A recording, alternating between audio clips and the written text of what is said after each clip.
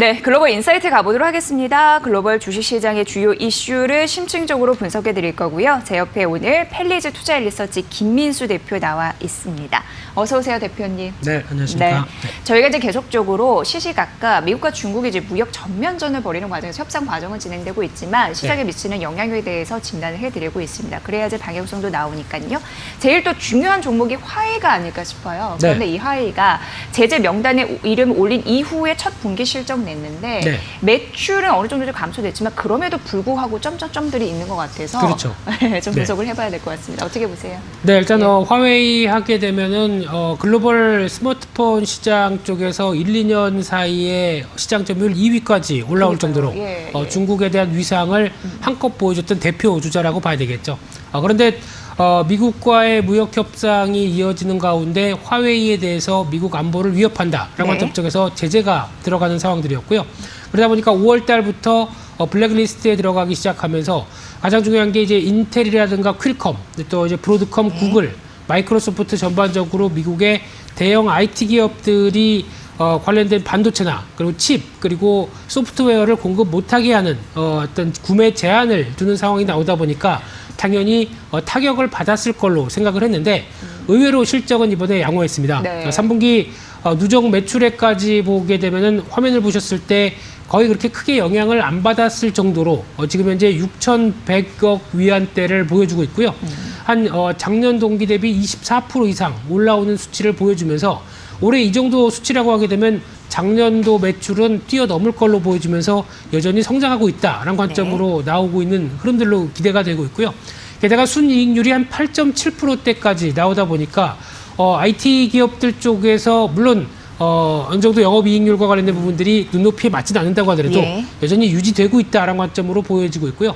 특히 3분기 누적 스마트폰 출하량을 보게 되면 1억 8,500만 대랍니다. 그러다 보니까 26% 작년 대비해서 증가한 수출이 나오고 있는데 이런 어떤 실적이 선방한 이유를 살펴보게 되면은 아무래도 미국의 부품사로부터 어느 정도 상당 부분 비축을 했다라는 관점들이 높고요. 거기다가 일시적인 규제 제재에 대해서 좀 인정을 했다. 그래서 단기적으로는 어느 정도 부품을 공급하는데 큰 문제가 없었다라고 볼 수 있는 상황들이고요. 거기다가 이제 스마트폰 어플리케이션 프로세서, 이제 AP죠. 이쪽과 관련돼서 다수의 부품을 독자로 개발하고 하는 부분들을 시도를 하고 있다는 쪽에서 약간 안도가 펼쳐지는 상황 쪽에서 특히 이제 중국 중심의 내수 판매가 그래도 가성비를 통해서 어느 정도 안방에서 판매가 좀 잘 되다 보니까 그에 따른 효과를 누렸다고 볼 수 있을 것 같고요. 그런 측면으로 봤을 때 화웨이의 스마트폰 월별 점유율을 한번 보시게 되면은 일단 5월 달 때 제재가 이어지다 보니까 4월 달 이후부터는 글로벌과 또 주력 시장이라고 하는 유럽 모두 큰 폭으로 좀 꺾였습니다. 그러다가 7월 달부터는 다시 서서히 반등하는 모습들이 나왔다라는 쪽으로 봤었을 때 일단 그래도 화웨이가 그렇게 크게 영향이 없는 게 아니냐라는 쪽으로 볼 수 있어도 하지만 이제 중요한 부분들이 지금 이제 메이트 30이라고 하는 플래그십 스마트폰이 출시가 됐죠. 근데 여기서 어떤 안드로이드 버전을 출시를 정식 버전으로 못한 채 오픈 소스로 어떤 버전이 들어가 있다고 얘기를 하고 있고요. 게다가 구글 앱스토어나 구글 맵이 사용이 불가된다라는 쪽으로 봤을 때 주력 시장이라고 보여지고 있는 유럽이나 남미 그리고 인도 같은 경우는 출시가 못 됐다라고 하게 되면 일단 타격이 있다는 얘기겠죠. 게다가 이 자체 기술로 어떤 구글의 여러 가지 서비스를 완벽하게 대체하기까지는 적어도 수년간이 소요된다라고 하게 되면 불안감이 커질 수밖에 없는 상황이라고 봐야 될 것 같고요.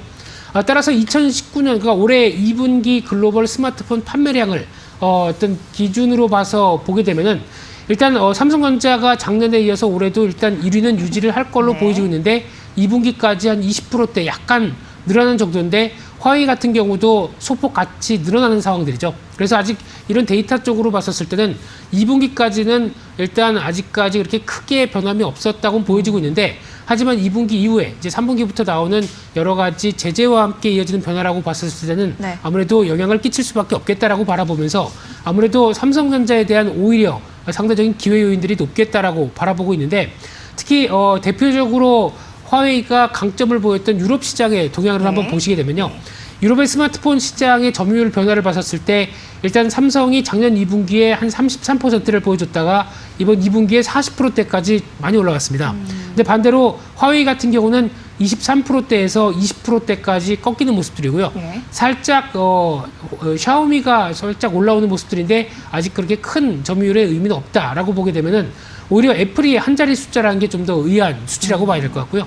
그런 쪽으로 봤을 때 삼성이 한 40%대로 시장 점유율을 공고히 가져가기 시작한다라고 하게 되면 앞으로 이제 삼성전자가 기대하고 있는 추가적인 5G라든가 예. 또 하나 갤럭시 폴드 같은 경우도 폴드 2가 이제 내년에 출시가 본격적으로 전략적으로 판매를 강화시킬 걸로 예상을 하고 있고요. 게다가 중저가 스마트폰까지 라인업을 강화시킨다라고 하게 되면 오히려 이런 쪽으로 봤을 때 글로벌 스마트폰 시장에서 삼성전자의 어떤 변화가 조금 더 기대가 된다라는 관점 쪽에서 내년에 대한 흐름들도 조금 더 장밋빛이 아닐까 네. 그렇게 바라보고 있는 상황들입니다. 네, 삼성전자 신고가 경신했잖아요. 어제 51,500원 선까지 장중에 올라가기도 했는데 어떤 증권사는 6만 원 선까지 올라갈 수 있다라는 네. 또 장밋빛 전망을 내놓고 있습니다. 과연 호재가 될 수 있을지 보셔야 될 것 같고 어찌됐든 제재 명단에 올랐던 하웨이 같은 경우에는 매출 증가 속도는 둔화됐어도 양호한 실적을 기록하면서 뭐 괜찮네라는 반응은 있었다라는 점까지 전해드렸습니다. 파생된 삼성전자의 전략까지 참고해 보시고요. 자, 두 번째는 이제 공유 경제를 좀 가보도록 하겠습니다. 대표적으로 위워크 있고 우버 있고 에어비앤비 이런 그렇죠. 이제 공유 기업 업체라고 하는데 최근 실적이 좀 휘청거리고 있다라는 얘기도 드리고 좀 안 네. 좋은 소식들이 들리고 있어서 이거 괜찮은 건가 싶어요. 네. 어떻게 보십니까?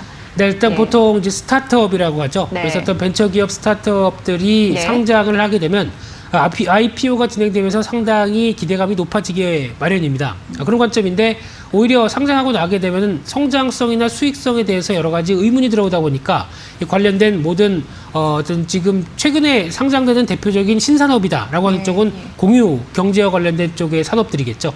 그런 쪽으로 봤었을 때 일단 아무래도 실적에 대한 부담감이 커진다라는 게 가장 중요한 흐름이라고 봐야 될 것 같고요. 대표적으로 첫 번째로 위워크라고 하는 세계 최대 사무실 공유업체가 있습니다. 네. 이 회사 같은 경우 세계 27개국에 111개 도시 500여 곳의 사무실을 두고 있는 회사인데 우리나라에도 들어와 있죠. 특히 역 근처에 가게 되면 크게 지금 화면에서 보이시는 위워크, 우리는 예, 일한다인가요? 예. 네, 일 열심히 했으면 좋겠는데요. 네, 이런 쪽에 마크를 달면서 네. 어떤 공유 사무실에 대해서 주력으로 하고 있는 업체라고 보시면 될 것 같은데 잘 안 되는 게 문제죠. 그렇죠. 예, 예, 안 되다 보니까 감원을 하고 있습니다. 예. 그래서 이제 10월 달에도 한 직원의 한 13%를 감원을 했고요. 전체 직원의 한 3분의 1을 감원할 계획이다라고 하게 되면 두려움에 직원들은 떨고 있는 상황이 아닐까 생각되고 있고요. 예. 거기다 이제 신규로 부동산을 임차를 중단하겠다라는 관점과 함께 회사 보유 재테기도 매각하겠다. 어떻게 보면 도덕적인 부분들도 나올 수 있는 부분들이죠. 네. 잘 되다 보니까 회사가 재테기를 샀다. 이런 쪽이 어떻게 보면 예. 어떤 부담감이 들 수도 있다고 봐야 될 부분들이고요. 6분의 1로 몸값이 떨어진 이유가 있었네요. 그렇죠. 예. 네, 그러다 보니까 작년 매출이 18억 달러였는데 순손실이 16억 달러. 그러니까 즉 매출 가까이가 손실이었다는 부분들은 참 이해하기가 힘든 실적이라고 봐야 될 것 같고요. 그러다 보니까 IPO도 올해 진행되려고 했던 부분들이 철회가 되면서 지금 기업 가치도 한 470억 달러까지 보던 부분들이 140억 달러, 즉 3분의 1로 뚝 떨어졌다라는 네, 쪽이 네. 아무래도 부담이라고 봐야 될 것 같고요. 또 하나 두 번째로 우버 같은 세계 최대 공유 차량 기업 같은 경우도 감원을 계속하고 있는 상황 쪽에서 IPO 전에는 한 760억 달러 정도까지 평가를 했다가 지금 이제 시가총액으로 보게 되면 40% 가까이 하락한 545억 달러대로 보여지고 있고요. 2분기 순손실도 52억 달러로 역대 최대를 기록했다고 얘기를 하고 있는데 네. 특히 또 야심차게 기획했던 우버 이츠라고 하는 즉 음식 배달 서비스 같은 경우도 시장 점유율 3위대로 내려앉으면서 기대 이하다. 한국에서도 시장이 철수가 됐었죠. 네. 그런 관점으로 봤을 때 지금 우버의 주봉을 추이를 보게 되면은 일단 초반에는 기대감이 잘 붙어서 한때 한 50달러대도 넘어가나 했던 부분들이 지금 이제 기대감이 소멸 과정이 나오다 보니까 30달러대 초반대에서 횡보하고 있다라는 관점으로 보게 되면 이런 부분들이 실적이 못 나오게 되면은 당연히 주가도 못 간다라는 부분들이 확인된다고 봐야 될 것 같고요. 또 마지막으로 에어비앤비 같은 경우도 세계 최대 숙박 공유업체라고 볼 수 있는 상황들인데 1분기 매출이 그래도 한 30% 늘었다고 하지만은 손실은 오히려 작년 동기 대비해서 2배 가까이 나오는 3억 6천만 달러대까지 나오고 있다는 부분들. 대표적으로 마케팅 투자가 58% 이상 증가하면서 나왔던 부담이 크다는 부분들이 여실히 실적과는 좀 관계가 좀 멀다라는 쪽으로 확인되고 있고요. 그러다 보니까 IPO는 어떤 걸림돌이 될 가능성이 높다라는 관점 쪽으로 봤을 때 이런 어떤 스타트업의 기대감들이 소멸되면서 나오는 상장하게 되면은 항상 수익 모델로 검증한다라는 쪽으로 봤었을 때 아무래도 이런 현실이 부담이라고 봐야 될 것 같고요. 이런 측면을 보게 되면 과거 2000년도 닷컴 버블 같은 이런 부분들이 좀 생각나지 않느냐. 그렇네요. 예. 데자뷰에 대한 얘기들도 좀 예, 있다 보니까 이런 쪽면도 한번 좀 생각하면서 투자에 대한 흐름들을 확인하셔야 될 것 같습니다. 지금 이제 대표님께서 말씀해 주는 대부분의 기업들을 한 번쯤 여러분이 들어보셨던 공유 기업 업체인데 지금 실적이 안 좋게 나와서 휘청거리고 있습니다. 여러 가지 좀 출혈이 심합니다. 그래서 비용을 감소하려고 감원도 하고 고용도 줄이는 그런 형태로 가고 있는데 어찌됐건 시장의 발목을 좀 잡고 있는 요소들이라서 챙겨드렸습니다. 리스크 요소로 좀 부각되고 있으니까 참고해 보세요. 자, 글로벌 인사이트 함께 했고요. 펠리즈 투자인 리서치 김민수 부장의 대표의 분석이었습니다. 대표님 잘 들었습니다. 고맙습니다. 감사합니다.